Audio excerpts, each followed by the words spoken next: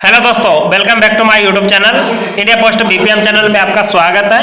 दोस्तों बात करते हैं कि आज एर्थ पे कमीशन को लेकर एर्थ पे कमीशन लागू हो गया है।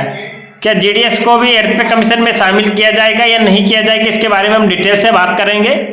8वां वेतन आयोग में 1 जनवरी 2026 से लागू होने वाला है, तो हमें जीडीएस को भी इसका फायदा मिलेगा या नहीं मिलेगा, इसके बारे में हम फुल डिटेल से बात करेंगे। जीडीएस में बीपीएम, एबीपीएम, डाक सेवक या एमटीएस, पोस्टमैन, पीए, एसडीआई जैसे कि एर्थ पे कमीशन के बाद सैलरी में कितनी बढ़ोतरी होगी उसके बारे में भी बात करेंगे। फिटमेंट फैक्टर क्या रहने वाला है, क्या जीडीएस बीपीएम की सैलरी जो बेसिक सैलरी होती है वो 30,000 से भी ज्यादा होने वाली है, सब कुछ हम डिटेल से बात करेंगे। तो आप चैनल पर बने रहिए। चैनल पर नए हो तो चैनल को सब्सक्राइब कर लीजिए, वीडियो को लाइक कर दीजिए और ज्यादा से ज्यादा दोस्तों के पास शेयर करो। चलते हैं वीडियो पर। दोस्तों हम इसमें डिटेल से बात करेंगे कि हमारे जीडीएस साथियों की सेवंथ पे कमीशन के अनुसार हमारी सैलरी कितनी थी और एर्थ पे कमीशन के अनुसार हमारी सैलरी कितनी हो जाएगी, सब कुछ हम डिटेल से बात करेंगे। दोस्तों पहले तो दोस्तों हम जीडीएस की सेवंथ पे कमीशन के अनुसार हमारी सैलरी देख लेते हैं कि हमारी कितनी सैलरी है सभी की, और एर्थ पे कमीशन लागू होने के बाद में हमारी जो सैलरी है वो कितनी हो जाएगी, कितना इंक्रीमेंट बढ़ेगा, सब कुछ हम डिटेल से बात करेंगे।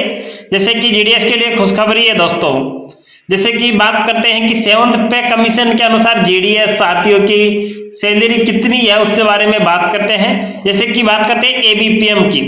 दोस्तों अगर आप असिस्टेंट ब्रांच पोस्ट मास्टर हो डाक विभाग में, अगर आप असिस्टेंट ब्रांच पोस्ट मास्टर हो, एबीपीएम या डाक सेवक, दोस्तों दोनों सेम ही होते हैं, दोनों का कार्य भी सेम ही होता है। जैसे कि बात करते हैं कि इसका बेसिक पे होता है 10,000 रुपए दोस्तों, जो कि बहुत कम है। जीडीएस में सबसे कम वेतन इसी में है जो गवर्नमेंट जॉब है, और सबसे वेतन कम है।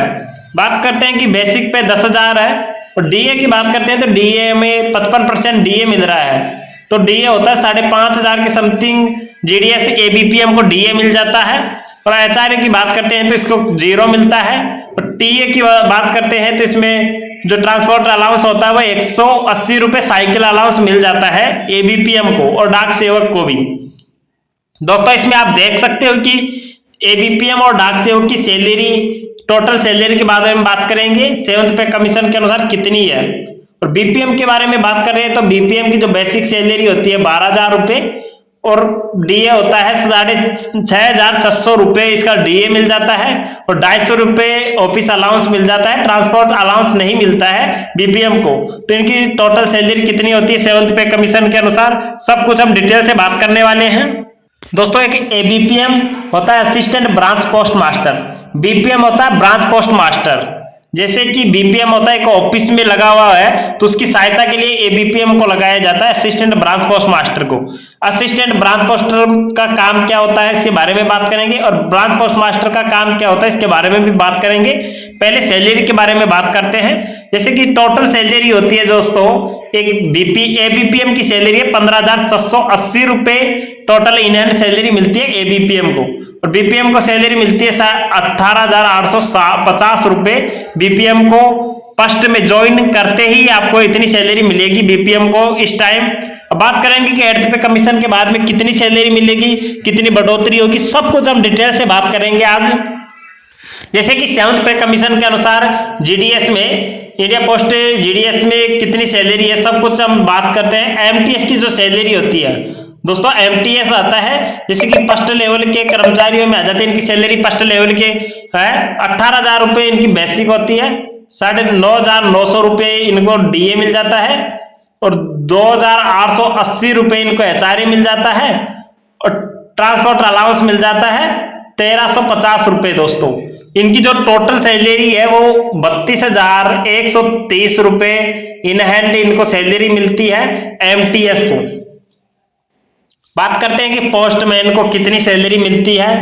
ये पोस्टमैन होता है 21,700 रुपए इनकी बेसिक पे है, और इनके जो डीए मिलता है दोस्तों 11,935 रुपए इनको डीए मिल जाता है। जो डीएनएस अलाउंस होता है, महंगाई भत्ता होता है, वो इनको 11,935 रुपए, और 3,472 रुपए इनको एचआरए मिल जाता है, और 1,800 रुपए जो ट्रांसपोर्ट अलाउंस होता है वो मिल जाता है। तो टोटल इन हैंड सैलरी एक पोस्टमैन की सैलरी हो जाती है 38,907 रुपए एक पोस्टमैन की सैलरी होती है। पीए की बात करते हैं, जो आईपीओ से नीचे पोस्ट होता है पीए, उसके बारे में बात करते थे। इनकी जो बेसिक पे है 25,500 रुपए, जो डीए मिलता है इनको 55%, 14,025 रुपए इनका डीए हो जाता है। उसके बाद में बात करते हैं एचआरए मिल जाता है इनको 4,080 रुपए और 1,800 रुपए इनको ट्रांसफर अलाउंस मिल जाता है। तो एक पीए की जो सैलरी होती है दोस्तों, पोस्टिंग असिस्टेंट बोलते हैं इसको, तो इसकी सैलरी है 44,905 रुपए इनकी सैलरी होती है। इन्हें इनके अकाउंट में आती है समथिंग मान सकते हो 45,000 रुपए। अब बात करते हैं कि एसडीआई की जो सैलरी होती है वो कितनी होती है, जैसे कि 45,000 रुपए इनके बेसिक पे होता है, जैसे कि 44,900 रुपए। जो इनको डीए मिलता है 24,495 रुपए डीए मिलता है। एचआरए की बात करते हैं तो 7,184 रुपए इनको डी एचआरए मिल जाता है और 36 रुपए ट्रांसपोर्ट अलाउंस मिल जाता है। टोटल सैलरी हो जाती है 80,379 रुपए। एक जीडीएस में इतने कर्मचारियों को इतनी सैलरी मिलती है। अब बात करेंगे कि 8th पे कमीशन में के बाद कितनी सैलरी मिलेगी, उनका बेसिक कितना रहने वाला है, फिटमेंट फैक्टर क्या कितना रहने वाला है, सब कुछ हम डिटेल से बात करेंगे। तो आप चैनल पर नए हो तो चैनल को सब्सक्राइब कर लीजिए, वीडियो को लाइक कर दीजिए और ज्यादा से ज्यादा दोस्तों के पास शेयर करो। 8th पे कमीशन को आज माननीय प्रधानमंत्री जी ने अप्रूव किया। जी हाँ दोस्तों, अप्रूव किया। केंद्र सरकार ने आज 8वें वेतन आयोग को मंजूरी दे दी है। इसमें 50 लाख केंद्रीय कर्मचारियों और 69 लाख पेंशन धारकों को मिलेगा फायदा। इस साल केंद्रीय मंत्रिमंडल के 8वें वेतन आयोग को मंजूरी दी है। दोस्तों आप चैनल पर नए हो तो चैनल को सब्सक्राइब कर दो, वीडियो को लाइक कर दो और ज्यादा से ज्यादा दोस्तों के पास शेयर करो।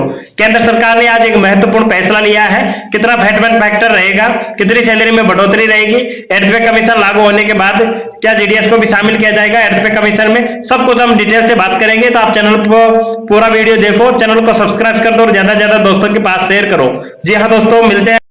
हाँ, तो केंद्र सरकार ने 8वें वेतन आयोग को शामिल किया है, जीडीएस को भी शामिल कर लिया है। तो आप वीडियो फुल वॉच करो, कितनी सैलरी होगी। दोस्तों बात करते हैं कि फिटमेंट फैक्टर को, हमारे फिटमेंट फैक्टर कितना रहने वाला है उसके बारे में हम डिटेल से बात करते हैं। देख सकते हो कि दोस्तों 8th पे कमीशन में आपका फिटमेंट फैक्टर रहने वाला है 2.46 आपका फिटमेंट फैक्टर रहेगा। फिटमेंट फैक्टर 2.46 रहने वाला है तो जीडीएस की सैलरी में कितनी वृद्धि होगी, कितनी बेसिक पे रहने वाला है, सब कुछ हम डिटेल से बात करेंगे। अभी बात करते हैं कि जैसे कि सबसे पहला जो फिटमेंट फैक्टर लागू हुआ था 1947 में दोस्तों, ये लागू हुआ था पहला वेतन आयोग। जैसे कि हर 10 साल में आपका नया वेतन लागू होता है। जैसे कि पहला वेतन आयोग 1 जुलाई 1947 को लागू हुआ था। उसके बाद में दूसरा वेतन आयोग 1 जुलाई 1959 को लागू हुआ। उसके बाद में तीसरा वेतन आयोग 1973 को 1 जनवरी। चौथा वेतन आयोग के बारे में बात करते हैं तो 1 जनवरी 1986 को लागू हुआ।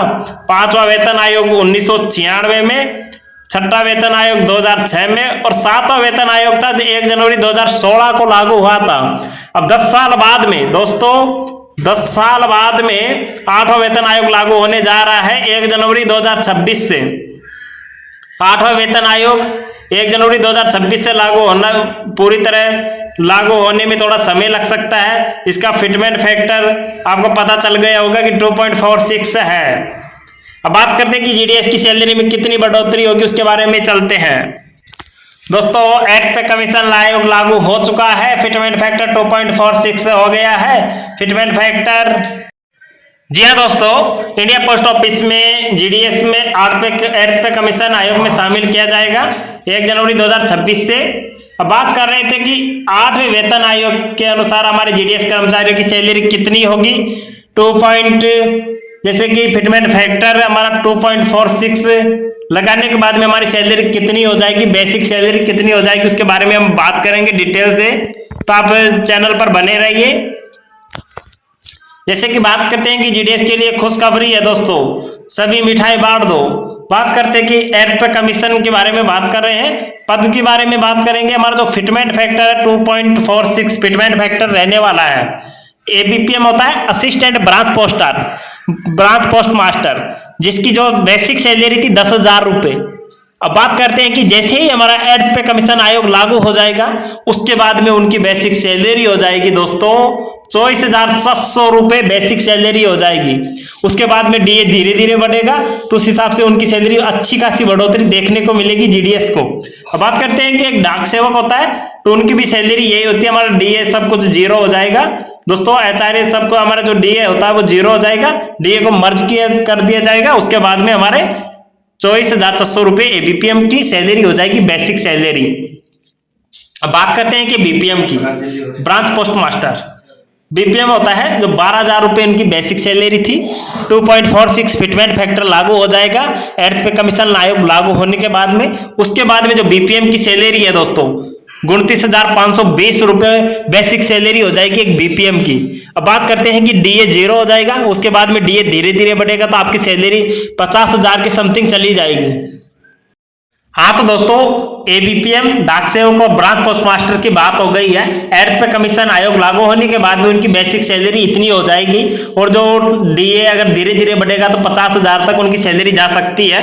अब बात करते हैं कि दोस्तों 8th पे कमीशन आयोग लागू होने के बाद में हमारे जो एमटीएस है, पोस्टमैन है, पीए है और एसडीआई इनकी सैलरी कितने होने वाली है इनके बारे में बात करते हैं। जैसे कि एमटीएस होता है दोस्तों उनकी बेसिक जो पे है पहले 7वें वेतन आयोग के अनुसार 18,000 रुपए उनकी बेसिक सैलरी थी। अब बात करते हैं कि जैसे ही फिटमेंट फैक्टर हमारा 2.46 लागू होने के बाद में जो एमटीएस है उनकी सैलरी हो जाएगी 44,280 रुपए बेसिक सैलरी हो जाएगी।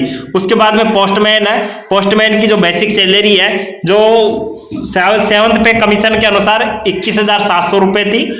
अब 8वें वेतन आयोग के अनुसार दोस्तों उनकी सैलरी हो जाएगी 53,382 रुपए इन हैंड उनको सैलरी मिलेगी। जैसे पीए के बारे में बात करते हैं तो पीए होता है पोस्टिंग असिस्टेंट होता है जो 25,500 रुपए उनकी बेसिक सैलरी है। उसके बाद में 2.46 फिटमेंट फैक्टर लागू होने वाला है। उसके बाद में उनका डीए जीरो हो जाएगा दोस्तों। उसके बाद में उनकी जो टोटल सैलरी है 62,730 रुपए उनको सैलरी मिलने वाली है, बेसिक सैलरी हो जाएगी पीए की 8th पे कमीशन के बाद में। दोस्तों एसडीआई की बात करते हैं तो 54,900 उनकी जो बेसिक सैलरी है। उसके बाद 2.46 के बाद में उनकी सैलरी 1,10,000 रुपए उनकी बेसिक सैलरी हो जाएगी। दोस्तों इंडिया पोस्ट जीडीएस को भी शामिल किया जाएगा इस बार। आप जीडीएस बीपीएम या बीपीएम सभी के लिए खुशखबरी है। दोस्तों आप चैनल पर नए हो तो चैनल को सब्सक्राइब कर लो, वीडियो को लाइक कर दो और ज्यादा से ज्यादा दोस्तों के पास शेयर करो। जी हाँ दोस्तों 1 जनवरी 2026 से लागू होगा हमारा 8th पे कमीशन आयोग, 8वां वेतन आयोग। उसके बाद में जीडीएस को भी शामिल किया जाएगा इसमें, खुशखबरी है सभी जीडीएस के लिए। हाँ तो दोस्तों जैसे ही बात कर रहे थे कि हमारे 8th पे कमीशन को लेकर, अब बात करते हैं कि 1 जनवरी 2026 से हमारा 1 जनवरी 2026 से दोस्तों ये लागू होने वाला है 8th पे कमीशन।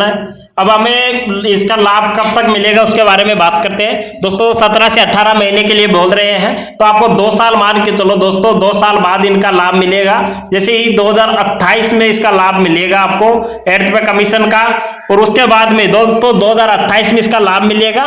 लाभ जैसे ही आपको 1 जनवरी 2026 से इसका एरियर भी मिलेगा दोस्तों।